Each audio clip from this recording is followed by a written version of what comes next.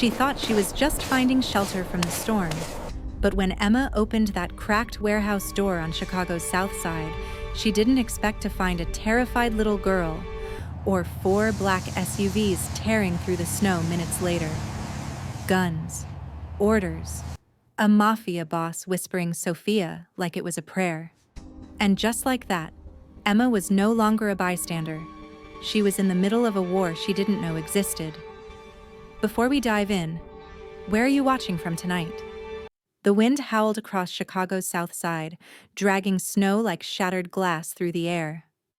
Emma Collins pulled her jacket tighter, her fingers stiff and raw. She'd missed the last train home after a double shift at the coffee shop. Again. Her phone was dead. Her wallet barely held enough for bus fare. Her mother lay in a hospital bed miles away, waiting for a daughter who couldn't afford to visit tonight. The streets were empty. Just the crunch of her boots and the hum of distant traffic swallowed by the storm.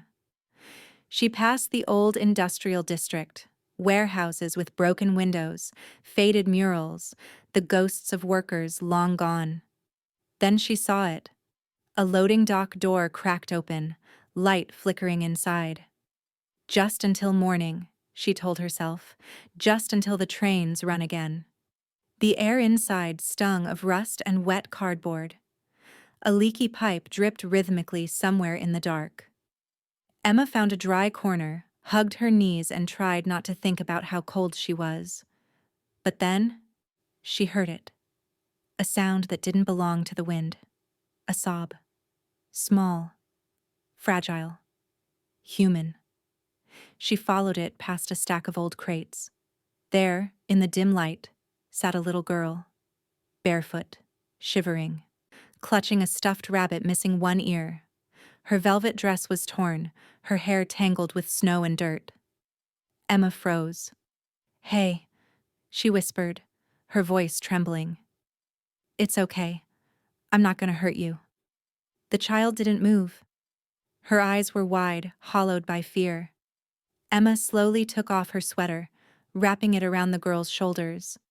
The fabric swallowed her tiny frame. "There you go," Emma murmured, rubbing her arms gently. "You're safe now." She pulled the girl close, feeling the tremor in her body. The air bit through every crack in the wall, but Emma's warmth, however small, was real. Out of instinct, she began to hum a tune. A lullaby her mother used to sing on nights when rent was late and the world felt too heavy. The child's sobs softened. Her head rested against Emma's chest, heartbeat to heartbeat.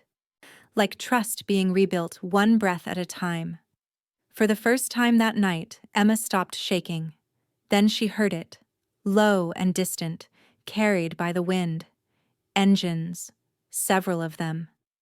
She looked toward the open dock. Through the swirling snow, headlights sliced the darkness. 3, maybe 4 black SUVs, moving fast. Her pulse spiked.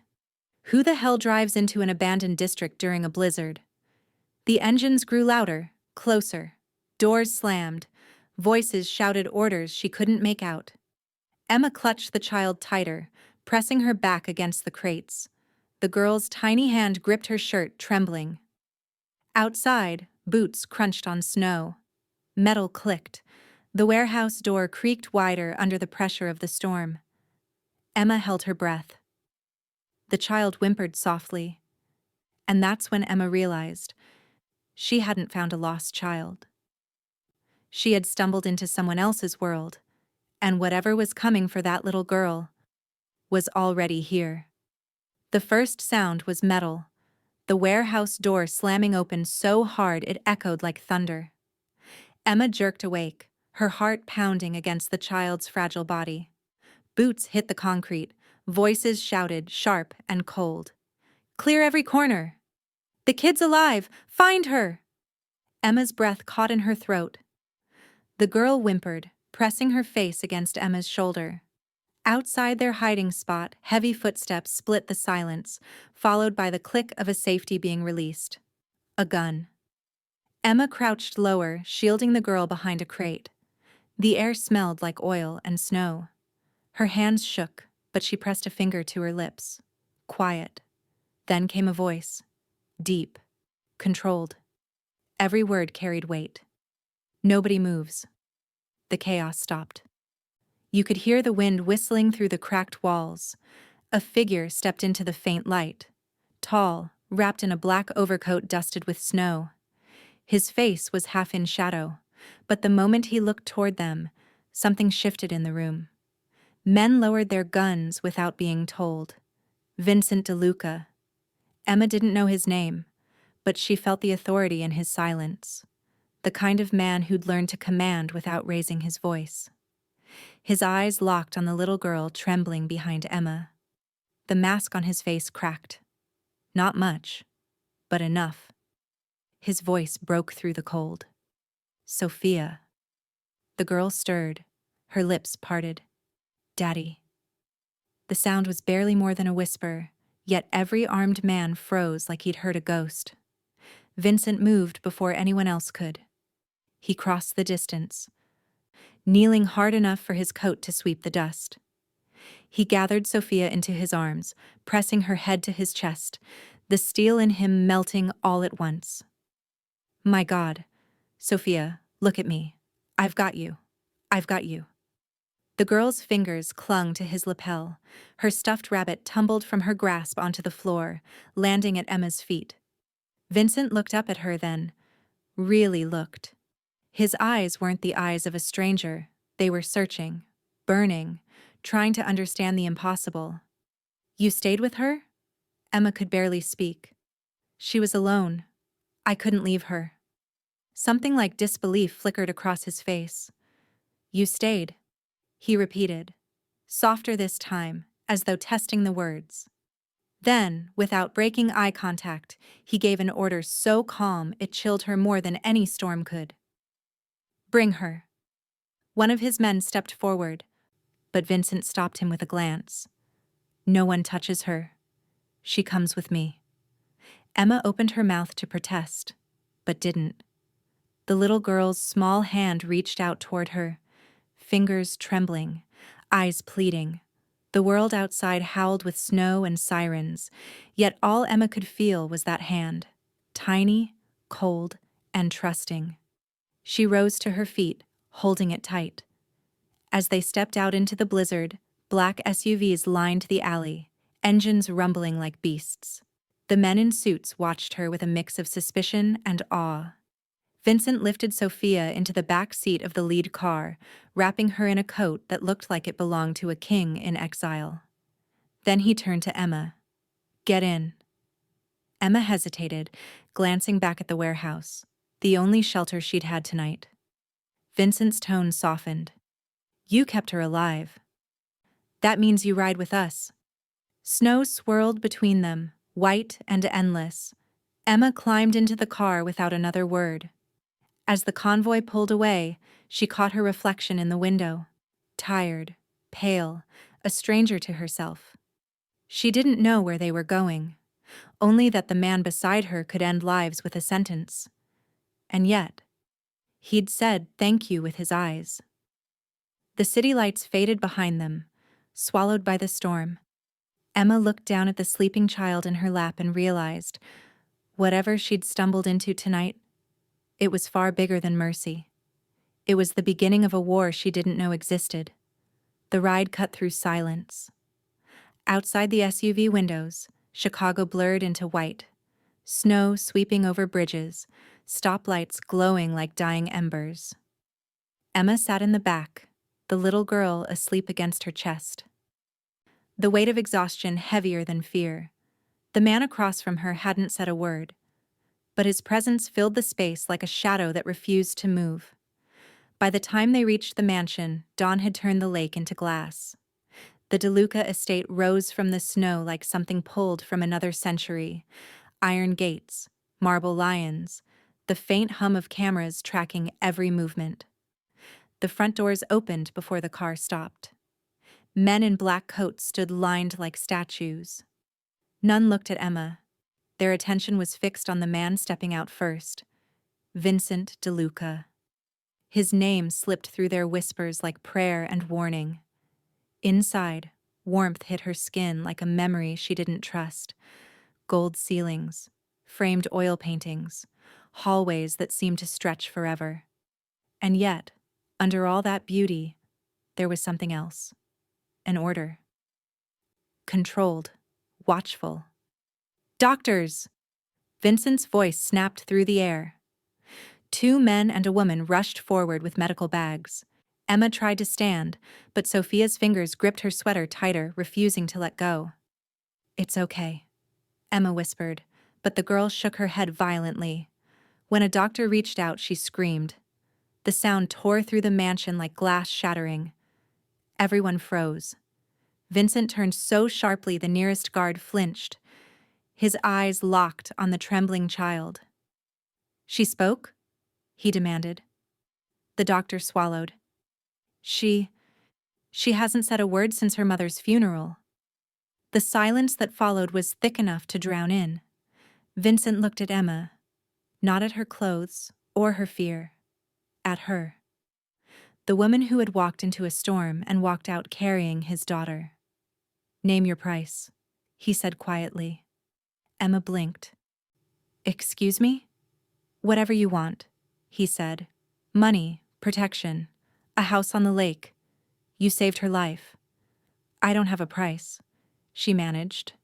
For a moment, something like surprise flickered across his face. Then the steel returned. "Then you'll work for me." I can't." "You already do," he interrupted. "She won't let you go." And he was right. Sophia's hand was still gripping her wrist, small but unrelenting. That fragile bond held stronger than any contract could. Vincent exhaled, the sound quieter than the ticking clock behind him. "She trusts you. Don't break that." He turned to his men. "Clear the east wing. Set her up there. She stays under my protection." Emma wanted to ask why me, but the answer hung unspoken in the air. Maybe because she'd done what his empire couldn't, held his daughter without fear. As they led her down the marble hallway, Sophia still in her arms, Emma felt every step pull her deeper into something she didn't understand. Through the tall windows, Lake Michigan stretched out, vast, frozen, silent. A reflection of the man who owned it all. And for the first time, she wondered if she'd really saved the little girl, or if the little girl had just trapped her inside a world that didn't let anyone leave. Behind her, Vincent watched from the landing, one hand in his pocket, the other brushing the edge of a photo frame on the wall. A woman's smile caught in the glass, long gone. The storm outside had quieted, but inside the DeLuca mansion, another one had just begun. The morning came slow and gray over Lake Michigan, the kind of cold that muted sound and thought alike. Emma woke in a room that didn't belong to her world. High ceilings, white curtains, furniture that looked more like memory than comfort. The silence hummed. Even the heat in the vents sounded expensive. She hadn't slept much. Every time she closed her eyes, she saw the girl's frightened face, the black SUVs, the man with eyes that saw through everything. A knock on the door. "Mr. DeLuca wants to see you," a voice said. Not asked. Stated. She followed the guard through a hallway of portraits and chandeliers, each step echoing like she was walking through someone else's dream. Vincent's office was another world entirely. Mahogany walls, shelves lined with first editions, the faint scent of cigar smoke buried beneath something cleaner, sharper. Power had a smell, she thought. He stood behind a desk big enough to hold a car. A folder waiting in front of him. No greeting, no small talk. Just business. He pushed the folder toward her. Read. Inside lay a contract, 6 figures typed in black ink. $60,000 a month. Full benefits. Room and board. Confidentiality that bordered on isolation. Emma's throat tightened. This can't be right." "It's fair," he said flatly. "You'll be here for my daughter. Nothing else. I'm not a nanny." Vincent's gaze didn't waver. You're whatever she needs. And right now, she needs you more than air. Emma looked at the paper again, then at him. Why me? You could hire anyone in this city. He leaned back in his chair. I have. They failed. That answer lingered between them like frost. He walked around the desk, slow, deliberate. The air seemed to bend around him. You kept her alive out there, he said quietly. That's something money can't buy. Emma's mind flashed to her mother, the hospital bills stacked on the kitchen counter, the calls from collections she couldn't bear to answer. The weight of survival pressed harder than pride. She set her pen to the page. Her hand trembled once before she signed. Not out of greed, just necessity. When she pushed the folder back, Vincent studied her signature like it carried more than ink. Good, he said finally. From now on, you answer only to me. She almost laughed. Is that supposed to make me feel safe?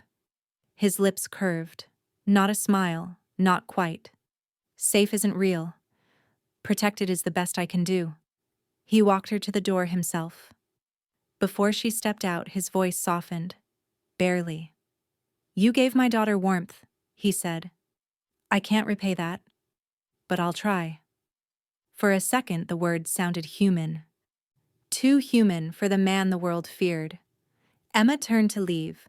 The guard waiting outside opened the door to a corridor lined with cameras. Every lens felt like an eye. Every light, a warning. In the distance, she heard laughter. Sophia's voice, brighter than the house deserved. It drew her like gravity. Vincent watched her go, his reflection ghosted against the glass window overlooking the lake. In it, he looked almost peaceful, until the phone on his desk buzzed. He answered, listened, said nothing. Then, quietly, handle it. No traces. The call ended. The room returned to silence. Outside, Emma reached the end of the hall, unaware that the ink she'd just signed had rewritten the course of her life. And as snow began to fall again over the lake, the DeLuca mansion stood perfectly still, beautiful, cold, and full of secrets that would no longer let her go. Days folded into each other like cards in a dealer's hand. Snow kept falling over the lake, blanketing the world in quiet, but inside the mansion, nothing was ever still. Cameras blinked in every hallway. Guards spoke in code over earpieces. Even the maids avoided eye contact, their steps rehearsed, their voices never louder than a whisper. Emma learned fast which doors locked at night, which hallways creaked, which questions not to ask. Yet in the center of that polished, suffocating world, Sophia began to bloom. Each morning, Emma found her at the window, tracing constellations in the frost. The girl hummed softly while drawing. Stars, rabbits, sometimes a woman with golden hair. Her laughter started to sound less like an echo and more like life returning to a place that had forgotten how to feel. One afternoon, Emma took her outside. The garden stretched behind the mansion, half-frozen roses glinting with ice. For a moment, Sophia looked like any other child, pink cheeks, tiny gloves, chasing snowflakes with open palms. But then she stopped, turned toward the house and said quietly, Mama used to stand there. Emma followed her gaze, to a balcony wrapped in black iron. Before she could answer, a curtain moved. Someone had been watching. That night, sleep refused to come. The mansion hummed with quiet danger, the kind that hides under chandeliers and gold frames. Emma wandered through the halls, past locked doors and whispering vents, until a sliver of light caught her eye, a door slightly open at the end of the corridor. It led to a small chapel tucked behind the garden. The air smelled of wax and stone. Candles flickered in neat rows, their glow trembling against the cold. And there, kneeling before the altar, was Vincent DeLuca. He wasn't the man from the papers, not the name whispered by men with guns. He looked smaller somehow, shoulders heavy, head bowed. His whisper broke the silence, rough and uneven. Maria, forgive me. I couldn't save you. But I'll burn the world before I lose our daughter. Emma froze in the doorway. The words struck something deep. Raw love, wrapped in ruin. She stepped back, careful not to make a sound, but a loose floorboard creaked under her shoe. Vincent's head turned slightly. Their eyes met through the candlelight, hers wide, his unreadable. For a heartbeat they stood caught between two worlds, faith and sin, guilt and grace. Then he looked away, his voice flat again. You shouldn't be here. I couldn't sleep, she said quietly. Neither could she. Vincent's jaw tightened, but he didn't speak. Emma hesitated. She misses her mother. His reply was barely a whisper. So do I. She left before the silence could swallow her whole. Outside, the wind off the lake was sharp enough to sting, but she barely felt it. The man behind that power, the one who made the city bow, was grieving in a chapel no one dared enter. Back in her room, Emma sat by the window, watching the lake's black surface catch the faint reflection of candlelight from the chapel below. This house wasn't made of marble or gold, she realized. It was built from secrets, layer upon layer of silence meant to protect, to control, to remember. And she was now part of it. In the darkness, Sophia stirred in her sleep, clutching the stuffed rabbit tight. Emma brushed a strand of hair from the girl's face and whispered, "You're safe. For now." But as thunder rolled far beyond the lake, Emma couldn't shake the feeling that somewhere deep in the mansion, something had begun to move again. Something that didn't sleep. Dinner that night was quiet. Too quiet. The kind of silence that had weight. Every fork, every faint clink of glass felt rehearsed. Emma sat across from Vincent, the long dining table between them stretching like a border neither dared cross. Sophia had fallen asleep early, leaving only candlelight and the restless whisper of the wind off the lake. Vincent poured wine but didn't drink. His shirt sleeves were rolled to his forearms, the tattoos on his skin half hidden beneath the soft glow. They weren't random. They were marks. Names, dates, symbols inked like confessions he couldn't wash away. He caught her looking.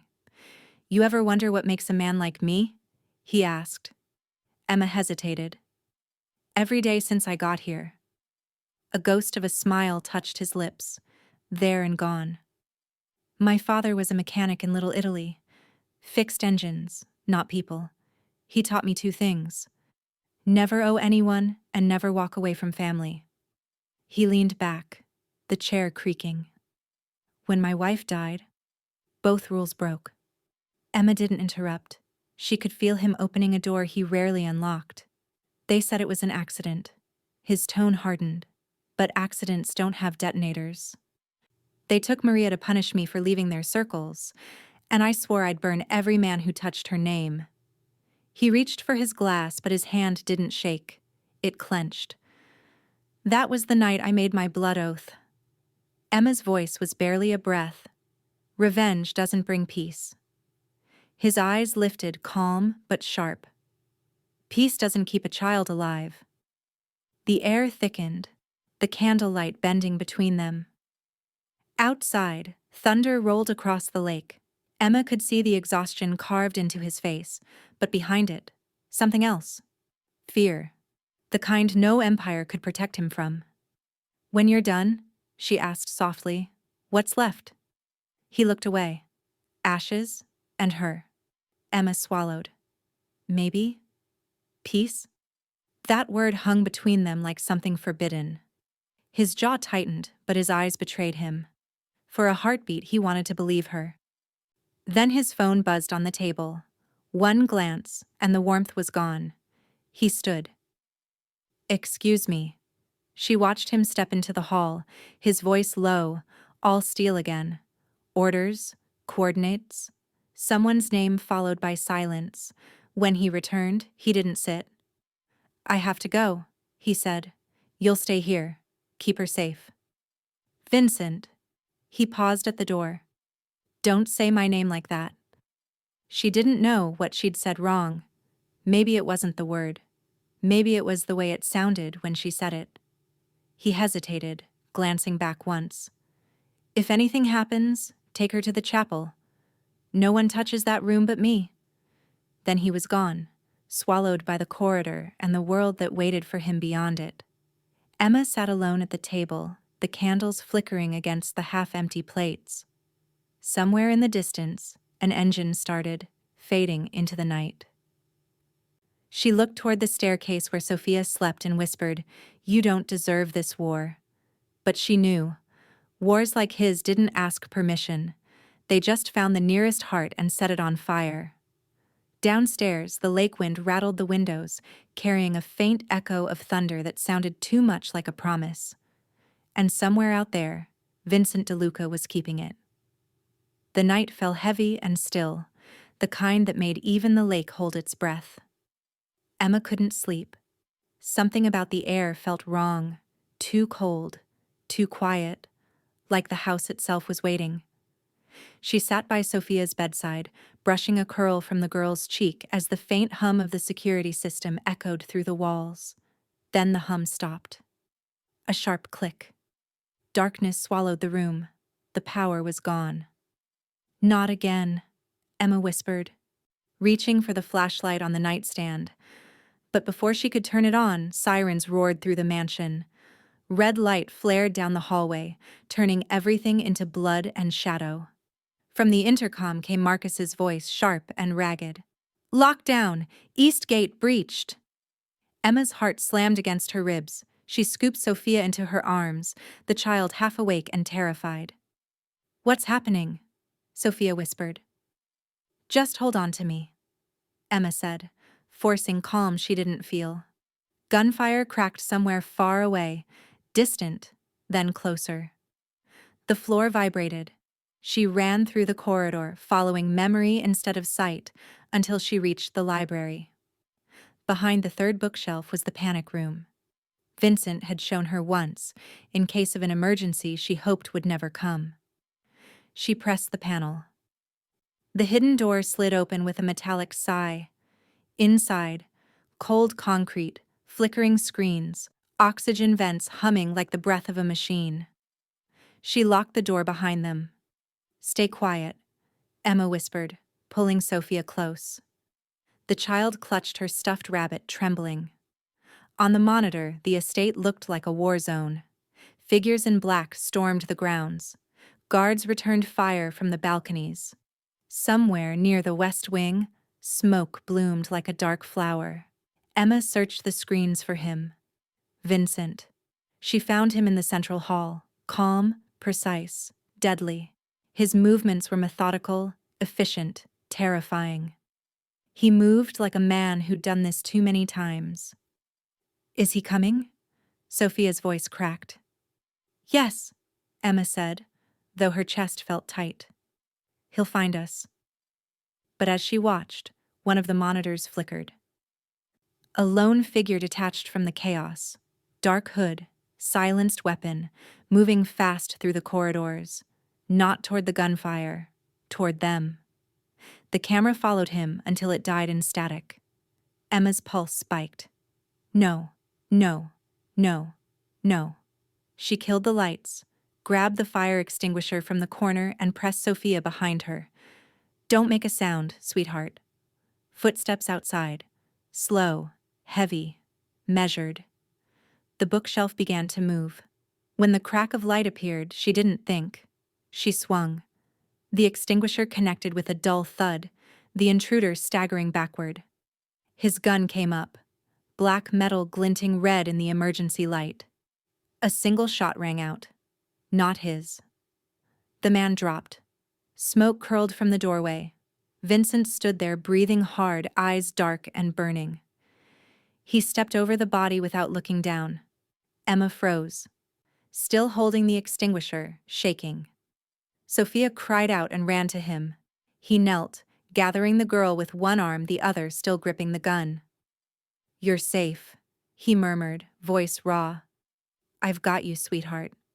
Then his gaze found Emma, sweat on her temple, hands trembling, the extinguisher still raised like a shield. You protected her, he said quietly, with your bare hands. Emma wanted to speak, but words didn't come. Vincent holstered his gun, his voice low, almost breaking. I owe you everything. The alarms still blared, the walls still burned red, but in that moment, between fear and relief, Emma felt something shift. Not safety, not peace. Something deeper. The kind of bond forged in fire and sealed in silence. Outside, the storm had reached the lake again.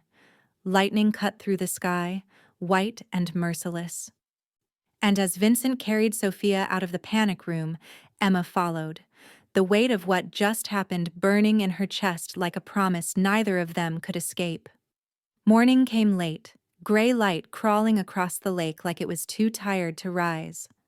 The mansion no longer felt alive, just wounded. Windows were boarded, guards replaced the gardeners, and the air still smelled faintly of smoke and gun oil. Emma moved through the hallways like a ghost. Every portrait seemed to watch her. Every whisper stopped when she passed. But in the middle of all that quiet, laughter broke through. Small, bright, fragile. Sophia. She sat at the kitchen table, coloring, a bandage wrapped around her wrist. Beside her, Vincent poured hot chocolate like he'd done it 1,000 times. His shirt sleeves were rolled. His gun rested on the counter beside the sugar jar, ordinary and terrifying at once. More marshmallows, Sophia said softly. He smiled, tired but real. As you wish, princess. Emma watched from the doorway, unseen for a moment. There was something painfully human in that picture, an echo of the life he might have lived if the world had been kind. When he finally noticed her, he nodded toward the seat across from him. You should eat. I'm not hungry. Then sit anyway, he said, not as a command but as something gentler. She sat. Silence filled the room again, thick but not cold. How's she doing? Emma asked. Better because of you, he said. You kept her breathing when I couldn't. He looked at her then. Really looked. There was gratitude in his eyes, but also something heavier. Unspoken. She broke first. You can't keep her safe like this, Vincent. You're fighting ghosts. His jaw tightened. Ghosts are all I have left. You think revenge will protect her? It won't. It'll just turn her into another name you whisper in that chapel. He said nothing. Just leaned back, exhaling through his nose. And you think kindness can erase what I've done? No, she said softly, but it might save what's left. For a long time, neither spoke. The wind rattled the windows, and Sophia hummed under her breath, lost in her drawings. Finally, Vincent said, You don't understand what this life demands. Emma met his gaze. Maybe not, but I know what it's taken from you. Something broke in the air then, subtle, invisible. The wall between them cracked. Vincent looked down at his hands, scarred and steady. I wasn't supposed to survive Maria. Sophia did that. You reminded me why. Emma didn't know what to say.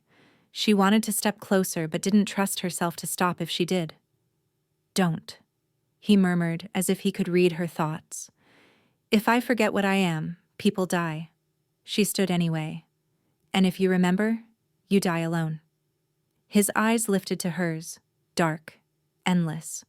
For a heartbeat, the house didn't exist. No guards, no guns, no ghosts. Just two people, too close to something they shouldn't touch. The moment passed when Marcus appeared in the doorway. Sir, the council's demanding answers. They won't wait much longer. Vincent straightened, mask sliding back into place. Tell them they'll wait as long as I say. When Marcus left, the silence he left behind felt heavier than before. Emma turned to leave. At the door, Vincent's voice stopped her. You think I can change? She looked back. I think you already have. You just don't know it yet. He didn't respond, but something flickered in his expression, something almost like hope. Later that night, Emma tucked Sophia into bed. The girl reached for her, half asleep, and whispered, "He laughs more when you're here." Emma smiled faintly, brushing a hand through her hair. "Then maybe I'll stay a little longer." Outside, the snow started again. Soft, patient, and relentless. Inside, the DeLuca mansion breathed quieter, but beneath that calm, danger still coiled, waiting. Because love in that house wasn't safety, it was a loaded gun, cocked, trembling, and aimed at both their hearts. Snow returned that week, soft but endless, burying the gardens and muting the city beyond the gates. Inside the mansion, everything felt slower, like the house itself was holding its breath. Emma felt it first, the tension, the way the guards stopped meeting her eyes, the sudden quiet when she entered a room. Something was happening behind the walls, and everyone knew except her. Then, one morning, a delivery van pulled up to the gates. Ordinary, unmarked. The guard checked the manifest, waved it through. No one noticed the woman behind the wheel glance toward the second-floor balcony. Detective Lauren Pierce. Later, when Sophia was napping, Emma stepped into the garden for air. That's where Pierce found her, by the frozen fountain. She wore a courier's jacket, a badge tucked discreetly under the collar. Her voice was low, urgent. "You're living with a murderer," she said. "Help us bring him down and we'll protect you. A new name, a new life. You can walk away tonight." Emma's pulse stuttered. "You don't understand. He's not—" Pierce cut her off. "Don't tell me who he is. I've seen what he does. You think he can change? He's already signed your death warrant. It's just a matter of when." Emma looked toward the mansion, its lights glowing warm against the snow. "He's trying," she whispered. Pierce's eyes softened, almost pitying. "Trying doesn't erase bodies, sweetheart. Decide who you are before this place decides for you." Then she was gone, leaving only tire tracks fading in white. That night, Marcus found Emma in the hallway outside Sophia's room. His face was pale, his voice low. "I don't know what she told you, but listen carefully. Loyalty kills faster than bullets.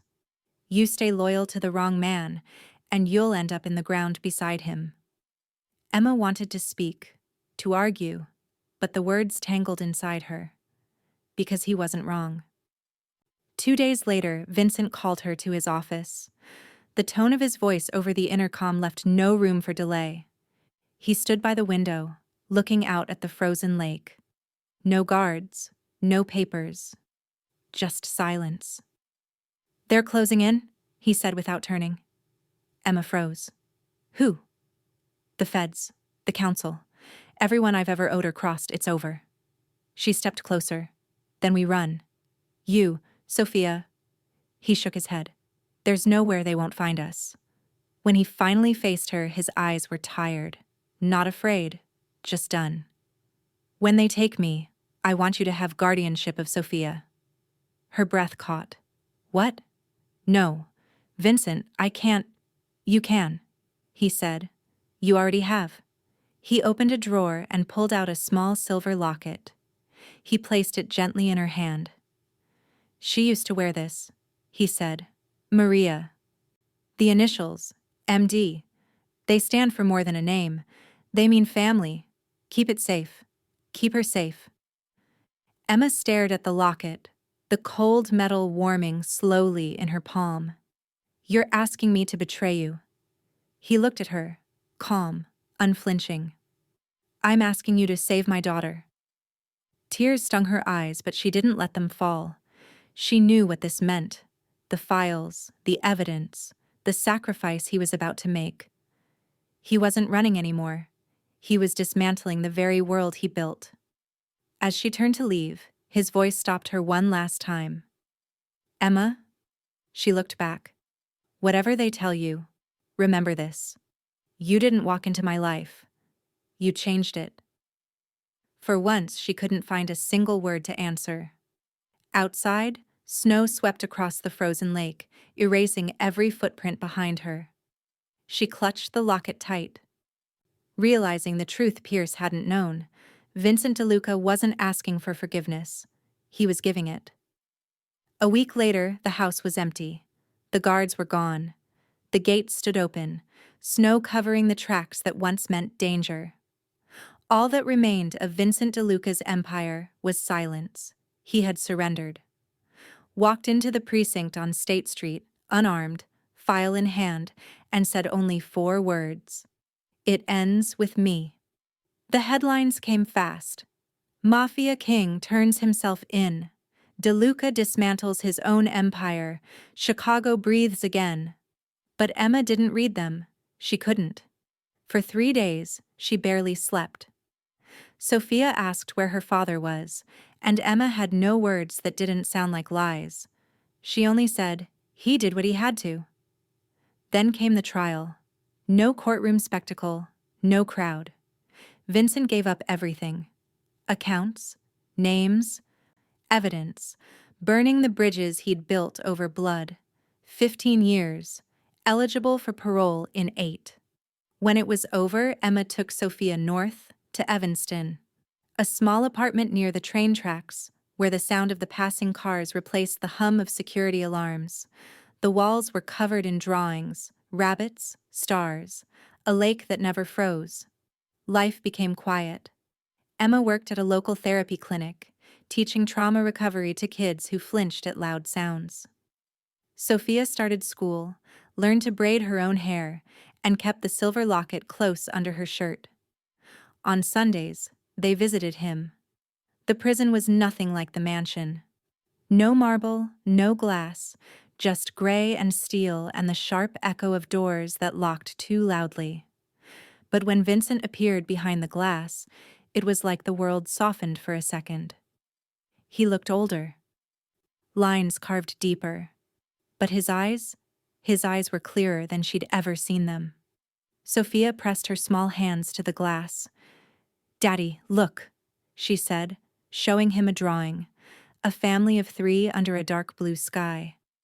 He smiled, slow and quiet, like a man remembering what light felt like. "You both saved me," he said. "You taught me that love can't be silenced." Emma blinked back the tears before they could fall. "We just kept you human." The guards signaled time was up.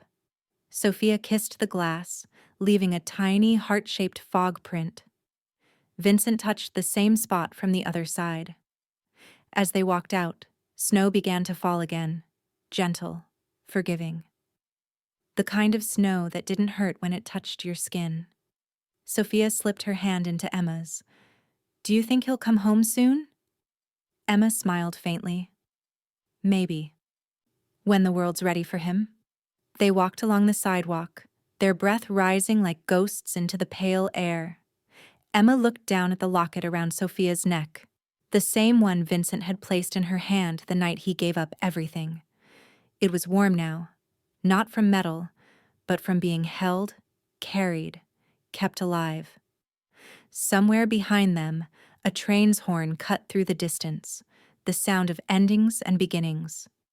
Emma remembered that night in the snow, the warehouse door creaking open, the shivering child she thought she was saving. She smiled to herself. She missed her train that night, she whispered, watching Sophia skip ahead. But maybe fate isn't about where the train stops. It's about who you choose to stop for. The snow kept falling, erasing every scar the city had left behind. And in the quiet between each breath, Emma realized that love, real love, wasn't fire or fury. It was endurance. It was staying.